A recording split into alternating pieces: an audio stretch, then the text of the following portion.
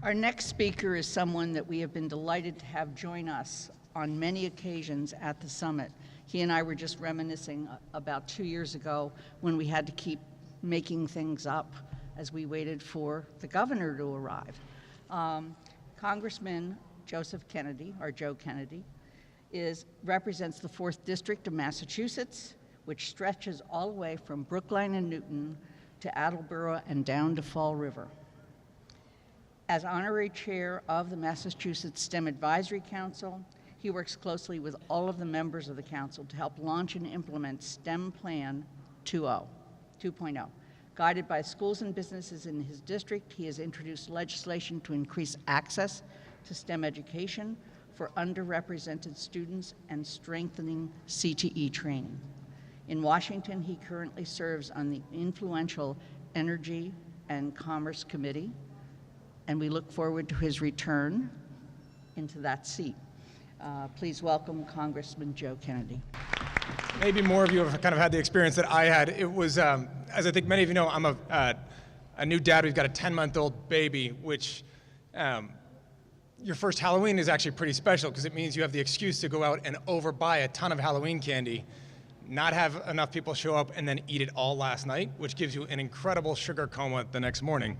So that's my 3rd cup of coffee, and it sounds like I might not be alone in that. So thank you all for coming, getting here bright and early on a Tuesday morning. I am thrilled to be here, thrilled to have so many of you here, and thrilled to have so many of you all coming back.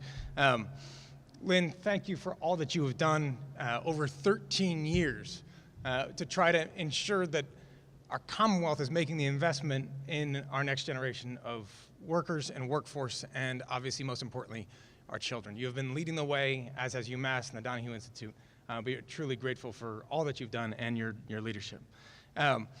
Ladies and gentlemen, I just want to say, first and foremost, good morning and thank you.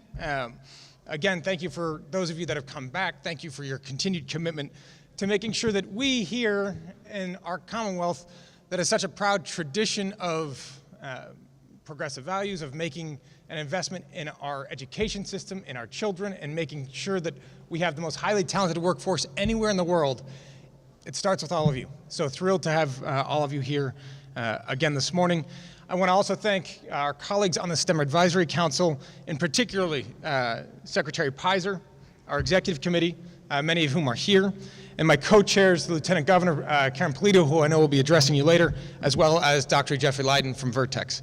It's a privilege to serve with all of them as they have made an extraordinary commitment to those very same challenges as well. Now, to all of you here today, again, who came early this morning, most importantly, I want to say thank you for being the shoulders on which our Commonwealth's nation-leading STEM efforts rest. Our council depends on your insight, your innovation, and the inspiration that each of you do every single day to bring this work to the fore. Thank you for constantly expanding our horizons. Now, I'm sure that most of you are approaching today somewhat the way I am, as a welcome respite from the chaos of the craziest election campaign our country has ever seen. At least that's my enjoyment for the morning. Folks, the best news I got for you, one more week, 7 more days. Biggest applause line so far. There you go. We can do this, not that everybody's counting those days away. The last thing I really want to talk to you about today, particularly here, is politics. I promise. But there is an important issue that I think has come up over the course of this campaign that is relevant to us here this morning. A reminder of why we do this work and of why it matters. And that is that the very real passion and concern that we have seen boil over across this campaign, the 18 months of these presidential campaigns. If you take a step back and take the politics out of it, whether you see it on the right or on the left or right down the middle, we've seen a wave of frustration sweep over our country, driven by a sense that our government isn't answering the concerns of our people. That our economy, in particular, is leaving enormous segments of American families behind. And that sense of inequity, on painful display throughout our education system, is the reason why the work that you do in STEM education is so important, and why I've tried to make it a priority in Congress. Because we cannot build the biggest, boldest modern economy in the world and then turn around and refuse to give our people access to the skills that they need to take advantage of it. Today, our nation's STEM workforce is no more diverse than it was 15 years ago. The percentage of African American and Hispanic students who say that they are interested in pursuing STEM careers has even declined over the past few years. And that is all the more concerning when you consider the potential for them to thrive in those very fields. In just 4 years from now, there will be over 1 million more IT jobs than computer scientists.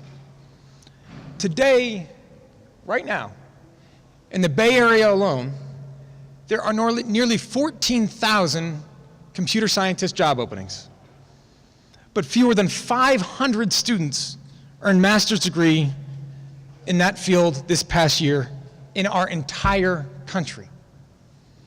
Those numbers reflect a similar gap that exists in our Commonwealth.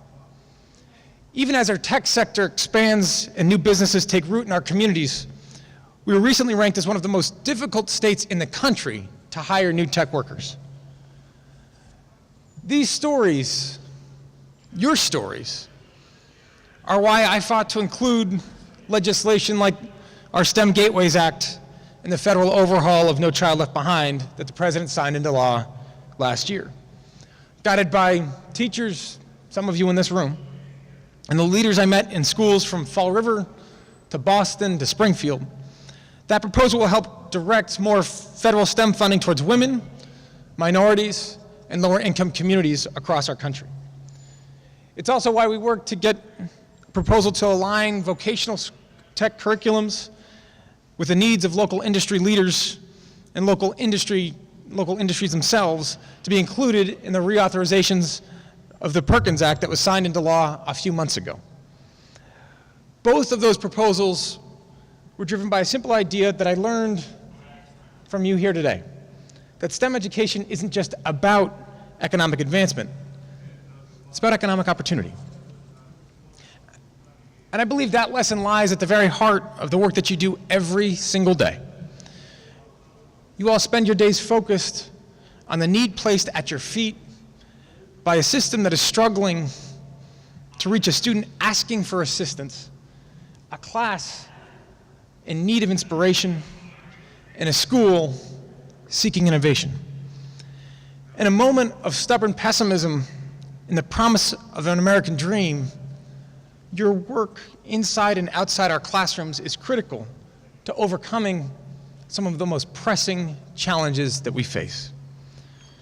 Just your presence here this morning in Worcester gives me hope for our ability to meet some of those challenges. Your commitment to this cause inspires the work of our STEM Council every single day. And your partnerships lay the foundation of everything we will achieve together in the months and years ahead.